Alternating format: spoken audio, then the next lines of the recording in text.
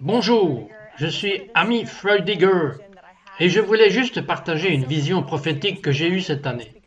Je me suis senti tellement obligé de partager cela avec le corps de Christ car le temps presse.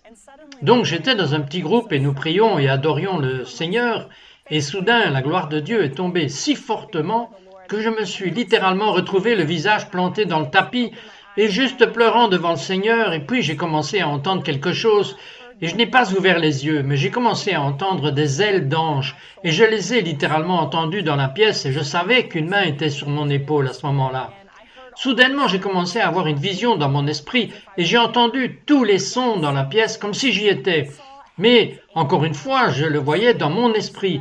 J'ai vu l'armée des anges du ciel debout sur ce rebord, surplombant la terre, et il y avait des rangées et des rangées de ces anges guerriers qui semblaient être habillés pour la bataille. Et juste au milieu d'eux se tenait cet archange massif, et je savais, c'était Gabriel, parce qu'il avait cette trompette d'or, qui était si magnifiquement gravée, et il l'avait dans sa main, et les anges se déplaçaient tous vers l'avant, surplombant la terre, alors que Gabriel prit cette trompette et la porta à ses lèvres, et comme il l'a fait, ce choc électrique a traversé mon corps. Je savais ce qui allait se passer. Je savais qu'il prenait le souffle pour souffler dans cette trompette. Et comme le dit la Bible, la dernière trompette sonnera, et Jésus viendra juste pour amener son Église à la maison. Alors je savais que c'était ce qui allait arriver.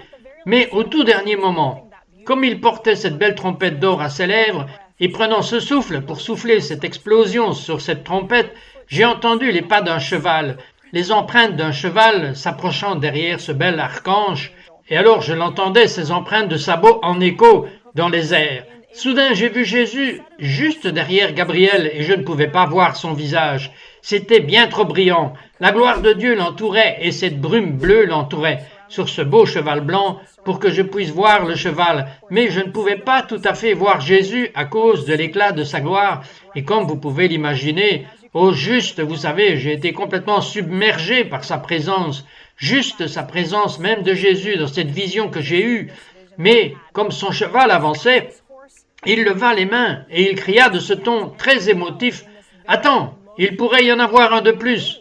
Et c'était un cri très autoritaire, mais c'était un cri très déchirant, parce que j'ai presque envie de dire qu'à ce moment-là, j'ai ressenti l'amour de Dieu pour les gens, et ce que Jésus disait était de tenir bon, une seconde. Il pourrait y avoir un de plus qui appelle mon nom, il pourrait y en avoir un de plus pour me dire oui. Et il attend, et il est tellement ardent et passionné au sujet de ses enfants perdus. Je veux dire, je ne sais pas pour vous, mais j'ai déjà perdu mon enfant dans une épicerie et j'étais désespéré, j'étais frénétique de retrouver mon enfant perdu. C'est le sentiment que j'ai eu dans cette vision lorsque Jésus a levé la main sur cet ange. Et il a crié « Attendez, il pourrait y en avoir un de plus !» Comme il a fait cela, Gabriel a gardé la trompette à ses lèvres, mais tous les anges qui se tenaient là dans cette rangée se sont déplacés vers l'avant et j'ai entendu leur armure, j'ai entendu le cuir qu'ils portaient, j'ai entendu leurs ailes bouger et ils se sont déplacés vers l'avant pour regarder la terre et comme ils l'ont fait, ils ont commencé à bouger leurs ailes comme ça. Et la gloire de Dieu qui émanait de Jésus, cette brume bleue, ce nuage de gloire, ont commencé à être déplacés par leurs ailes et à tomber en cascade de ce rebord sur la terre. Et puis j'ai entendu le Saint-Esprit dire quelque chose à mon esprit, qui a vraiment envoyé des ondes de choc et des frissons dans ma colonne vertébrale, tellement au fait que j'ai presque sauté du tapis et j'ai couru dans la rue pour dire aux gens quelle était l'urgence du Seigneur que j'ai ressentie à ce moment. J'ai entendu le Saint-Esprit me dire « Que ferais-tu ? Et comment agirais-tu s'il ne restait que 6 mois ?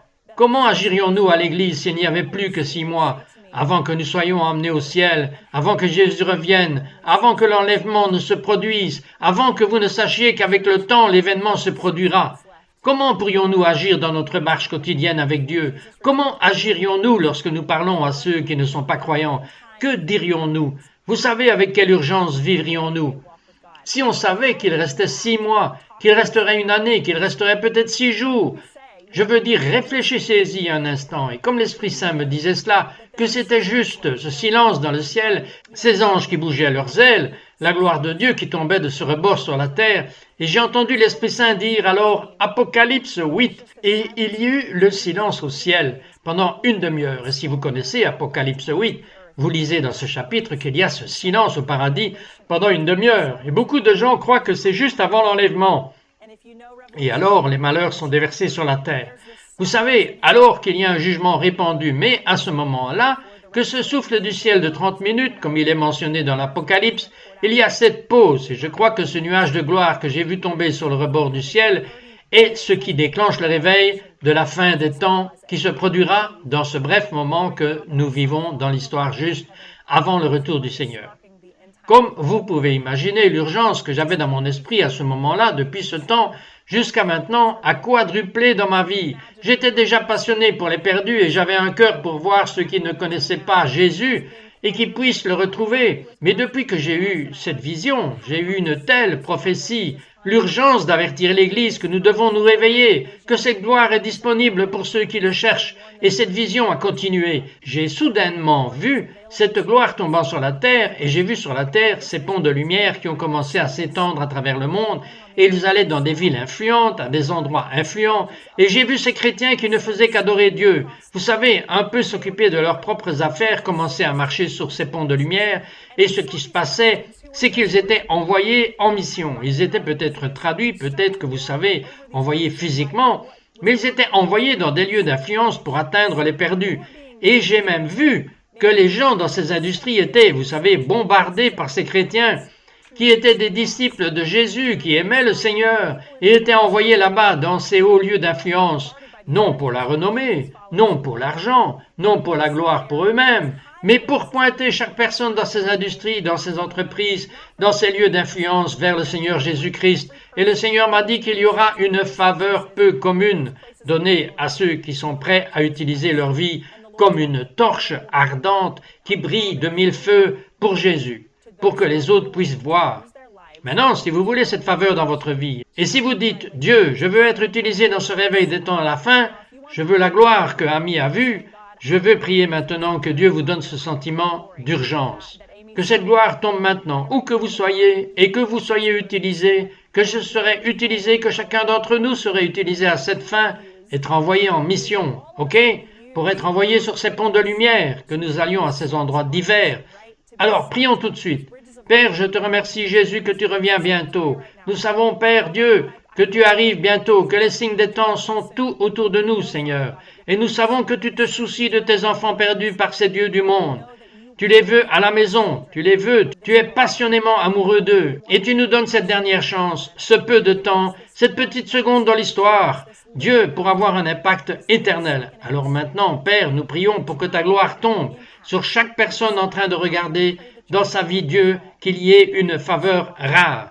Des ponts d'influence qui s'étendraient même sur des personnes plus qualifiées ou susceptibles d'avoir plus pour eux, Seigneur. Mais tu enverrais des chrétiens dans ces lieux de haute influence et de faveur pour qu'ils prêchent aux Zacharie, pour qu'ils soient des ministres à ceux qui sont dans ces lieux de l'industrie, que ce soit les affaires ou Hollywood ou les banques ou l'éducation ou quoi que ce soit, Seigneur. Utilise-les pour ta gloire.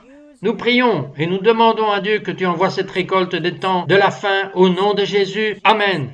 Restez avec nous alors que nous croyons à cette grande moisson qui arrive dans cette vision que j'ai eue, qu'il y avait des personnes envoyées en mission pour prêcher l'Évangile, il y avait cet énorme nombre de personnes nées de nouveau à la toute dernière seconde de l'histoire, juste avant le retour de Jésus. Alors que je sortais de cette vision, les gens de mon petit groupe me disaient « Que t'est-il arrivé ?» J'ai partagé cela avec eux. Nous avons pris un moment et nous avons juste demandé à Dieu pour plus de cette gloire dans nos vies. Et vous savez qu'à ceux qui cherchent et demandent, on leur donnera. Frappez et la porte s'ouvrira. Donc je sais que Dieu va vous utiliser. Et il va vous utiliser tous pour sa gloire quand nous aurons un cœur comme Jésus pour les perdus. Et si nous attrapons cette vision, nous attrapons ce feu qu'il a, il y a une urgence dans l'esprit. Alors il va se déverser sa gloire sur nous. Amen.